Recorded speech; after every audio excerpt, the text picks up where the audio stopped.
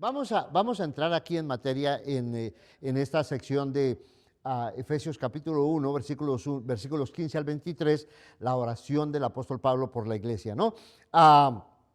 Pablo ora por los hermanos en Éfeso a ver, déjeme hacer aquí rapidito. Eh, tres partes vemos en esta oración, tenemos tres partes. La primera parte es donde Pablo da gracias por la iglesia. Dice Pablo: por esto yo, al tener noticias de la fe que tienen en el Señor Jesús y del amor que dispensan a los creyentes, los recuerdo en mis oraciones y no me canso de dar gracias a Dios por ustedes. Acordémonos que Pablo está en la cárcel, y estando en la cárcel él recibe noticias no solamente de la iglesia en Éfeso, sino de las iglesias en general en esa área, iglesias que algunas de ellas ni siquiera conoció personalmente, pero oye que permanecen fieles en la fe. Y no hay nada más bonito, ¿verdad?, que oír uno que hermanos que conoció hace mucho tiempo, que han permanecido fieles en la fe. En el caso de Pablo no estamos hablando de muchos años, pero en medio de tanta persecución y en medio de tantas dificultades, pues hay que darle gracias a Dios que estos hermanos hayan permanecido fieles. Pablo dice: yo no me canso de dar gracias a Dios por ustedes. No solamente se mantuvieron fieles en la fe, sino que también se mantuvieron fieles en el servicio, en el amor, recibiendo a los hermanos, cooperando con los hermanos para que se continuara la predicación de la palabra de Dios. Entonces, por eso Pablo da gracias por los hermanos. Siguiente parte, capítulo 1, versículo 17 al 19, tenemos las peticiones que Pablo hace por los hermanos. Dice: pido a Dios, al Dios de nuestro Señor Jesucristo, el Padre de gloria, que les dé espíritu de sabiduría y de revelación en el conocimiento de Él. No se trata tanto de que les dé, pues, buena salud. Claro, obvio que sí se pide que tengamos buena salud y que nos vaya bien y que tengamos trabajito y todas esas cosas, pero Pablo dice: lo que más le interesa es que los hermanos puedan tener espíritu de sabiduría y de revelación en un mejor conocimiento de Él. Mi oración es que los ojos de su corazón sean iluminados, para que sepan cuál es la esperanza de su llamamiento y cuáles son las riquezas de la gloria de su herencia en los santos y cuál es la extraordinaria grandeza de su poder para con nosotros los que creemos, conforme a la eficacia de la fuerza del Señor. Tres cosas pide Pablo, ¿no? Que puedan entender los hermanos la esperanza que tienen, que puedan tener entender lo glorioso que es ser herencia de Dios, ser pueblo de Dios, y que puedan entender la grandeza, la supereminencia del poder que tenemos. Cosas bien importantes para poder permanecer firmes en el Señor. Entonces, que entiendan los hermanos eso. Siguiente sección es el poder que actúa en nosotros. ¿Cuál es ese poder? Bueno, versículo 20. Ese poder obró en Cristo cuando lo resucitó entre los muertos y lo sentó a su diestra en los lugares celestiales. Es el poder de la resurrección, es el poder de vencer la muerte, es el poder de crear una nueva vida, ¿no? Muy por encima de todo principado, autoridad, poder, dominio y de todo nombre que se nombra, no solo en este siglo, sino también en el venidero. Y todo lo sometió bajo sus pies. Todo es todo. Todo lo sometió bajo sus pies, y Él lo dio por cabeza sobre todas las cosas a la iglesia, la cual es su cuerpo, la plenitud de aquel que todo lo llena en todo, ¿verdad? Condensada, intensa esta oración, ¿verdad? Y vamos a analizarla un poquito. La vamos a ver primero aquí a la luz de la estructura de la carta a los Efesios. Si ustedes se acuerdan, en las primeras lecciones hablamos del saludo que Pablo le manda a los hermanos en general, ¿verdad? Quien escribe es Pablo. Él es apóstol de Jesucristo. Todo ocurre en la iglesia bajo la dirección de Cristo. Cualquier ministerio, trabajo, función es por obra de Cristo. Eso no son palabras extras que Pablo está diciendo, sino que es en realidad lo que determina la dinámica y el crecimiento de la iglesia, ¿no? Pablo dice: yo soy apóstol por la voluntad de Cristo. ¿A quiénes escribe? A los santos y escogidos que están en Éfeso. Habíamos dicho que la carta a esta carta que llamamos a los Efesios es una carta circular, realmente es para varias congregaciones. ¿Qué es lo que desea Pablo? Pues que tengan gracia y que tengan paz. Gracia pues obviamente sin la gracia de Dios, sin el favor de Dios no se puede hacer nada. Entonces Pablo pide que los hermanos tengan esa gracia de Dios.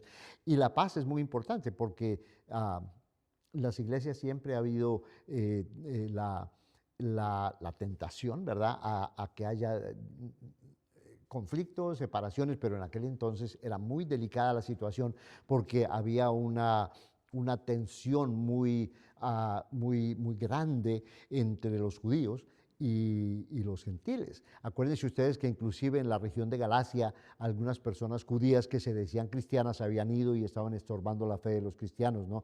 Para Pablo es muy importante que los hermanos entiendan que en Cristo Jesús ahora somos uno y que podamos tener paz. Eso lo vamos a ver más adelante en el capítulo 2, cómo Pablo insiste que esa es la verdadera paz. Entonces, ese es el saludo. Inmediatamente después del saludo que encontramos una preciosa oración de alabanza. Pablo da gracias a Dios por las bendiciones espirituales que hemos recibido en Cristo Jesús. Hemos sido escogidos, hemos sido adaptados, hemos sido redimidos. Se nos ha dado a conocer todo el misterio de la voluntad de Dios que Él tenía preparado. Entonces, Pablo da alabanza a Dios, ¿verdad?, por su grandeza. Ante semejantes bendiciones, hermanos, Pablo ora para que los creyentes puedan entender todo esto.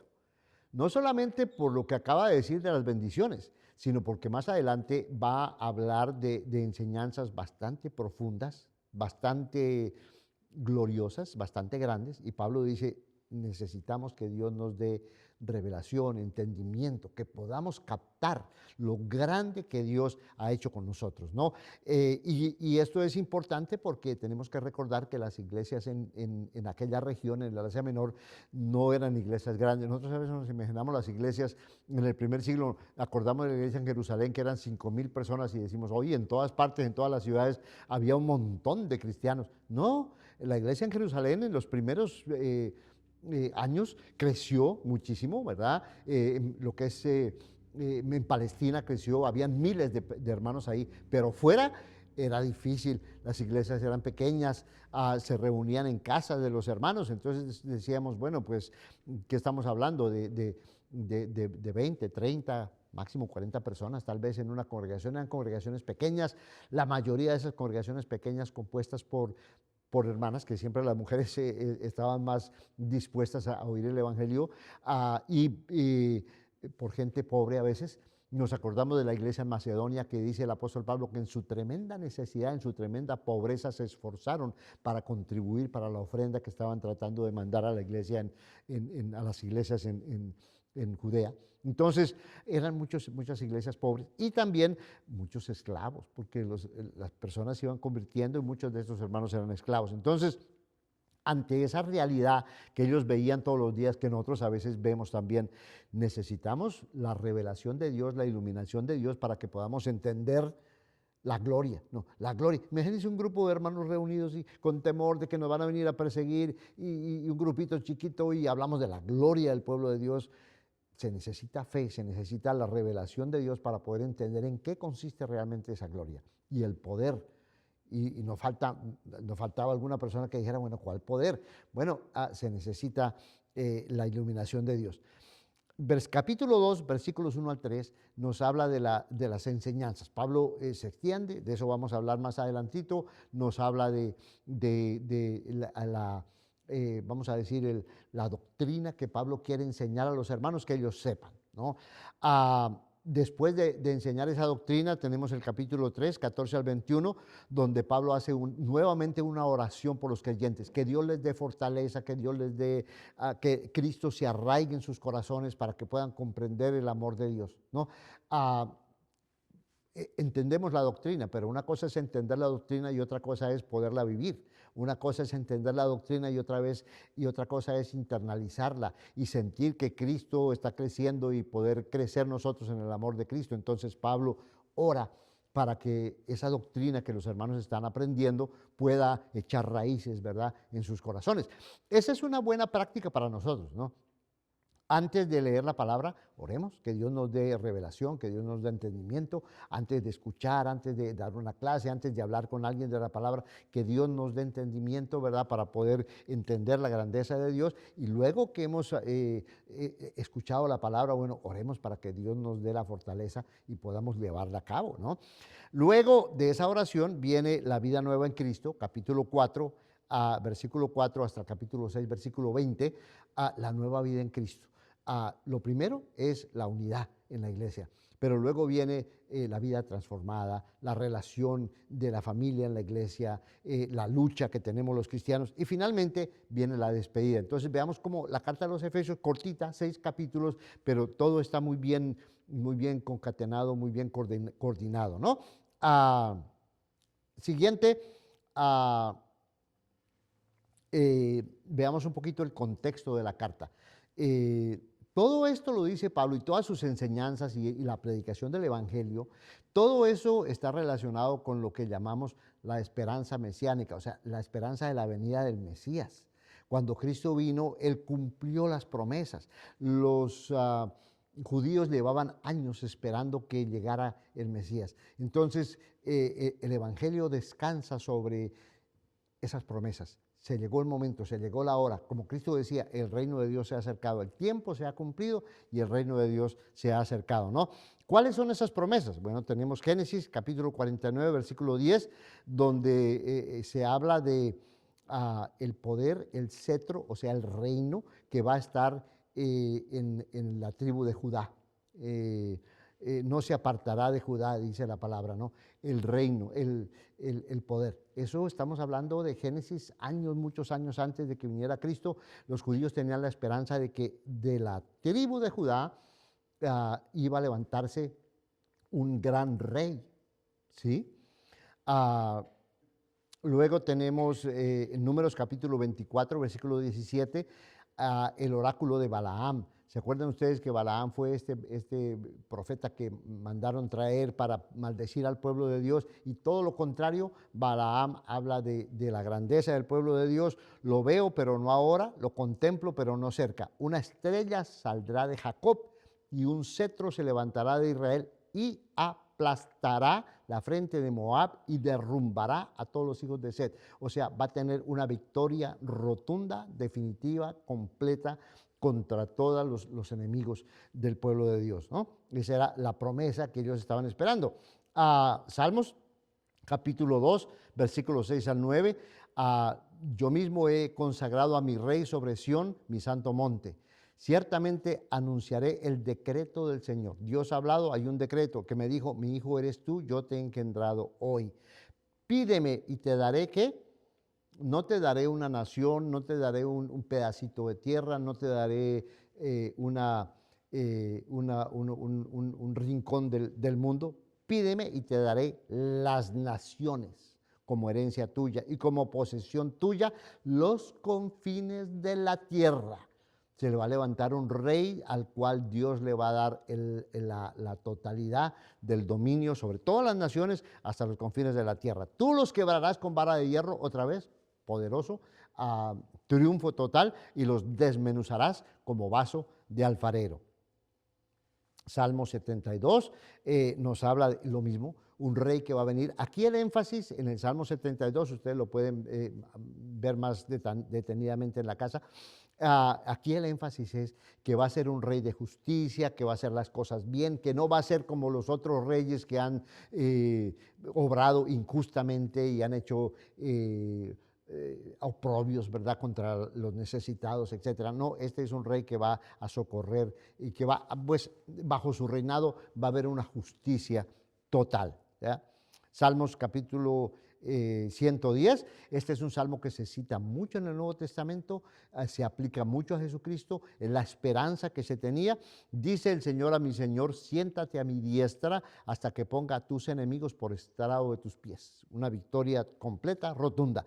El Señor extenderá desde Sión tu poderoso cetro, diciendo, domina en medio de tus enemigos. Tu pueblo se te ofrecerá voluntariamente en el día de tu poder, en el esplendor de tu santidad, desde el seno de la aurora, tu juventud es para ti como el rocío. El Señor ha jurado y no se retractará. Tú eres sacerdote para siempre según el orden de Melquisedec. El Señor está a tu diestra. Quebrantará reyes en el día de tu ira. Juzgará entre las naciones, las llenará de cadáveres, quebrantará las cabezas sobre la ancha tierra. Él beberá del arroyo en el camino y por tanto levantará la cabeza. ¿Verdad? Salmo 110. Ahora, vemos segunda de Samuel, el segundo libro de Samuel, capítulo 7, 12 al 13. Aquí es cuando David, Dios le hace la promesa a David que va a levantar una casa a nombre de él, que va a levantar un reino. David quiere construir un templo. ¿Por qué construir un templo? Porque la esperanza del pueblo es que Dios more con ellos. Por eso se construyó el tabernáculo. Toda la idea de la alianza del Antiguo Testamento es Dios quiere morar con su pueblo. Bueno, llegó el momento en que David llegó a consolidar su poder, llegó a ser el rey sobre Israel, y David dice, lo primero que yo quiero hacer es construir un templo para que Dios pueda morar con nosotros, con su pueblo, conforme a lo que esperamos, conforme a lo que Dios quiere, ¿no? Dios le dice a David, no, tú no me vas a poder construir un templo porque tú has derramado mucha sangre y todo eso. Tu hijo me construirá un templo. Yo levantaré a tu hijo después de ti, a tu descendiente, para que me construya el templo. En la historia sucede que Salomón se levanta y Salomón construye el templo. Pero ese templo no es realmente el templo donde puede morar Dios. Dios no puede morar en templos hechos por manos humanas. Tiene que haber algo mejor. Es más, en la historia del pueblo de Israel, ese templo termina destruido. Nabucodonosor viene y acaba con el templo y lo destruye. Entonces, hay la necesidad de alguien que verdaderamente construye un templo que no se pueda destruir. Efesios capítulo 2, Pablo va a hablar de ese templo, nuevo templo que Dios va a construir o que Dios está construyendo. Entonces, ahí está la esperanza, ¿no? Este rey que construya una verdadera casa de Dios. Isaías capítulo 11 es un pasaje largo, todo el capítulo 11 es muy, muy interesante, pero vamos a leer unos cuantos versículos. Versículos 1 al 2 dice, entonces un retoño brotará del tronco de Isaí. ¿Quién es Isaí? Es el padre de David. Un vástago dará fruto de sus raíces. O sea, va a salir un descendiente de David que dará fruto. Y reposará sobre él el Espíritu del Señor.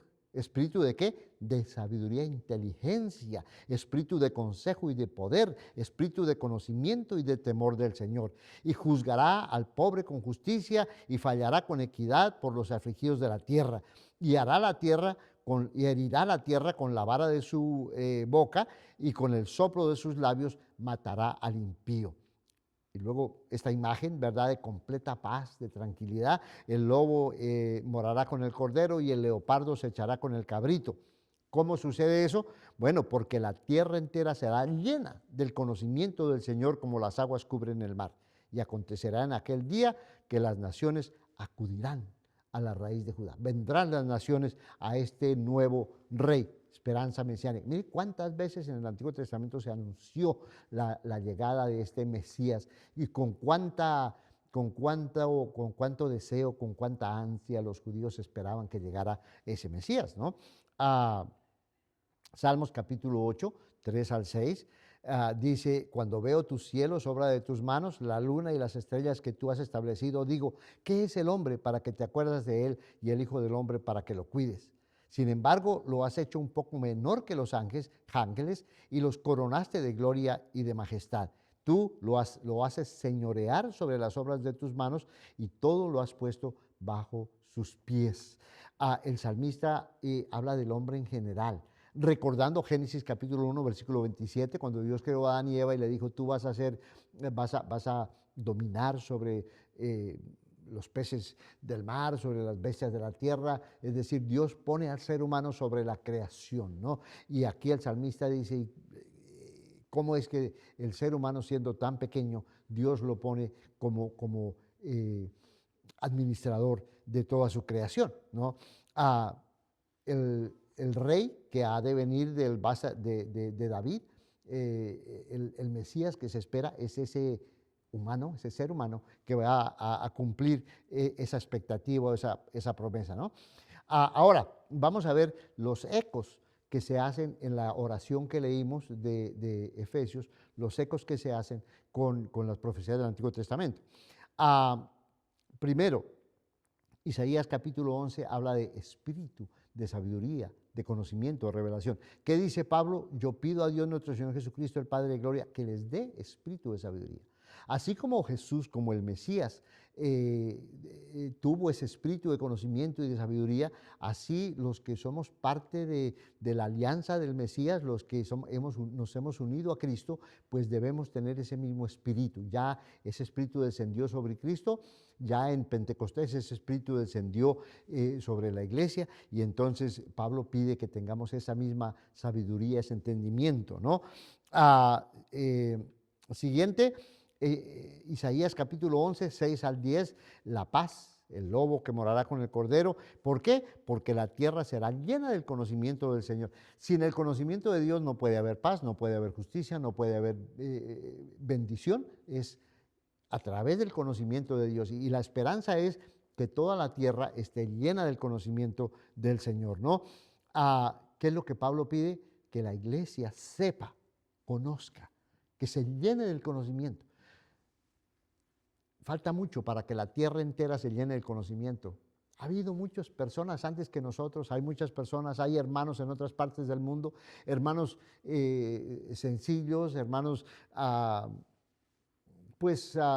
común y corriente, como somos nosotros, personas común y corriente, que hemos tenido el privilegio y la bendición de recibir el conocimiento de la verdad, el conocimiento de la palabra de Dios. Y aquí lo tenemos, somos un grupito chiquito ahorita aquí en la noche, ¿verdad? En la mañana veíamos esto y lo veíamos también, somos un grupo pequeño, pero la idea es que el Señor nos ha dado ese conocimiento. Pablo pide que tengamos ese entendimiento de la esperanza, de la gloria que tenemos, y que también podamos, a partir de eso, nosotros que tenemos el conocimiento, lo podamos expandir. Porque ¿cuál es la meta?